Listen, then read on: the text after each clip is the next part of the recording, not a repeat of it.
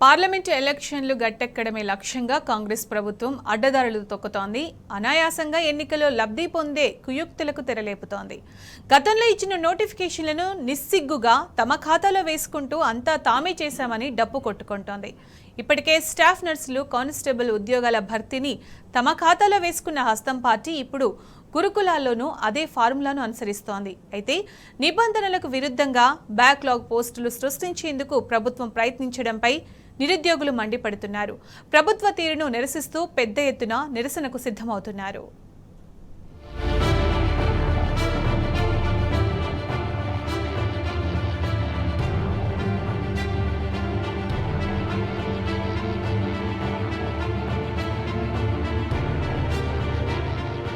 కాంగ్రెస్ సర్కార్ రాజకీయ ప్రయోజనాల కోసం ఉపాధ్యాయ ఉద్యోగార్థుల ఆశయాన్ని బలితీసుకుంటున్నది. లోక్సభ ఎన్నికల్లో లబ్ధి కోసం హడావిడిగా గురుకుల ఉపాధ్యాయ ఉద్యోగుల భర్తీని చేపట్టి అభ్యర్థులతో చెలగాటమాడుతుంది. క్రమ పద్ధతి లేకుండా నియామకాలను చేపడుతూ తమ జీవితాలతో చెలగాటమాడుతుందని అభ్యర్థులు నిప్పులు చెరుగుతున్నారు. బ్యాక్లాగ్ పోస్టులను తమ ఖాతాల్లో వేసుకునే కుట్రలకు రేవంత్ రెడ్డి సర్కార్ తెరలేపిందని ధ్వజమెత్తుతున్నారు. అందుకు తెలంగాణ ట్రిప్ తీసుకుంటున్న నిర్ణయాలే బలాన్ని చేకూరుస్తున్నాయి. అంతా పారదర్శకంగా ఉందని అంటూనే గోప్యత పాటించడంపై అభ్యర్థులు మండిపడుతున్నారు. ప్రభుత్వ ట్రిప్ చర్యలను నిరసిస్తూ అభ్యర్థులు ధర్నాకు పిలుపునిచ్చారు. ఎల్బీ స్టేడియం వద్దకు చేరుకుని నిరసన తెలపాలని నిర్ణయించారు. దీంతో సర్వత్రా ఉత్కంఠ నెలకొంది.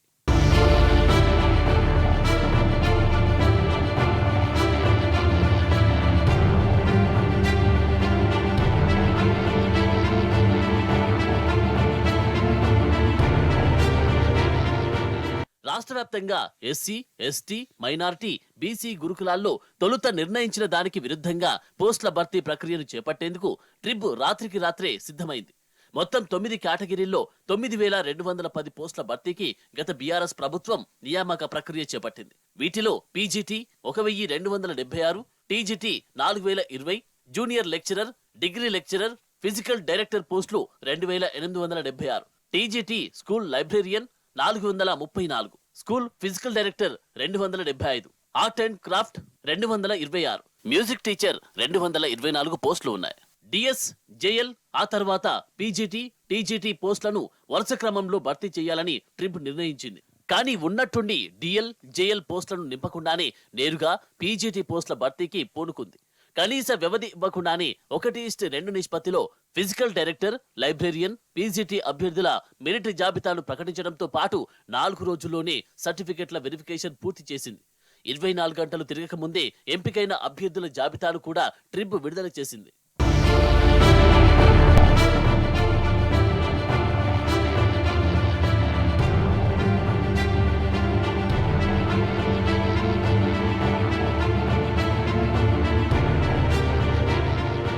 మరోవైపు దివ్యాంగ అభ్యర్థులకు వైద్య పరీక్షలు నిర్వహించకుండానే పీజీటీ అభ్యర్థుల జాబితాను ట్రిబ్ విడుదల చేసింది. దీంతో దివ్యాంగుల కోటాను అసలు నింపుతున్నారా లేదా అనే అనుమానాలు వ్యక్తమవుతున్నాయి. ఈ విషయంపై ఉన్నతాధికారుల నుంచి స్పందన కూడా కరువైంది. దీంతో ప్రభుత్వం కావాలని బ్యాక్లాగ్ పోస్టుల సృష్టికి యత్నిస్తుందని అభ్యర్థులు తీవ్ర ఆగ్రహం వ్యక్తం చేస్తున్నారు.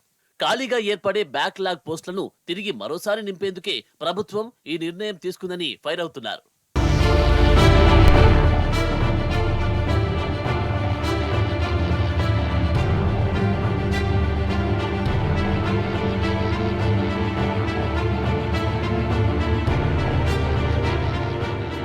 ఇక పీజీటీ, పీడీ, లైబ్రేరియన్ పోస్టులకు ఎంపికైన అభ్యర్థులకు నియామక పత్రాలను అందజేసేందుకు ట్రిబ్ సిద్ధమైంది.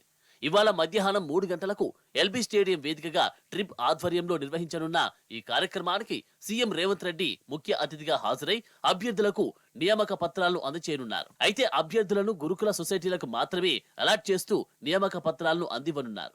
మరోవైపు ప్రభుత్వ నిర్ణయాన్ని, ట్రిబ్ నియామక ప్రక్రియ నిరసిస్తూ గురుకుల అభ్యర్థులు ఎల్బీ స్టేడియం వద్ద భారీ ధర్నాను నిర్వహించేందుకు సిద్ధమయ్యారు. ఈ తరుణంలోనే టీజీటీ పోస్టుల భర్తీకి ట్రిబ్ కసరత్తు చేపట్టింది. అన్ని గురుకులాల్లో కలిపి టీజీటీ పోస్టులు 4,020 ఉండగా 1:2 నిష్పత్తిలో మెరిట్ జాబితాను సిద్ధం చేసింది.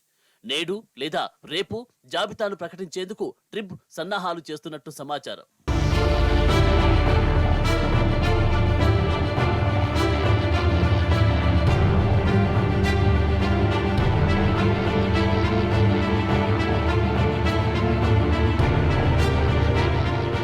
గురుకుల పోస్టులకు ఎంపికైన వారిని హైదరాబాద్కు తరలించాలని కలెక్టర్లకు ప్రభుత్వం హుకుం జారీ చేసింది.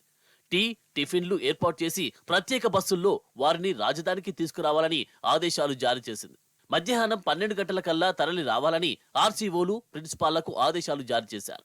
100 కిలోమీటర్ల పరిధిలోని గురుకులాల సిబ్బంది ఆధార్, ఎంప్లాయ్ ఐడి కార్డుతో 2 గంటలకల్లా రావాలని సర్క్యులర్ జారీ అయింది. దీంతో ఎస్సీ, ఎస్టీ, బీసీ, మైనార్టీ గురుకులాలకు చెందిన వారంతా తలలు పట్టుకుంటున్నారు. ఓవైపు పరీక్షల సమయం ముంచుకొస్తున్న కీలక సమయంలో ఇలాంటి ఆదేశాలేంటని అసంతృప్తి వ్యక్తం చేస్తున్నారు.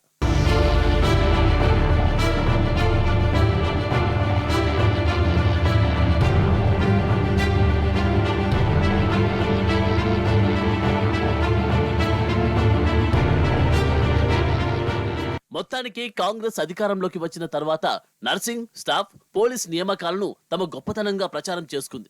ఇప్పుడు గురుకులాల అభ్యర్థుల విషయంలోనూ ప్రచారానికి ఎగపడుతుంది.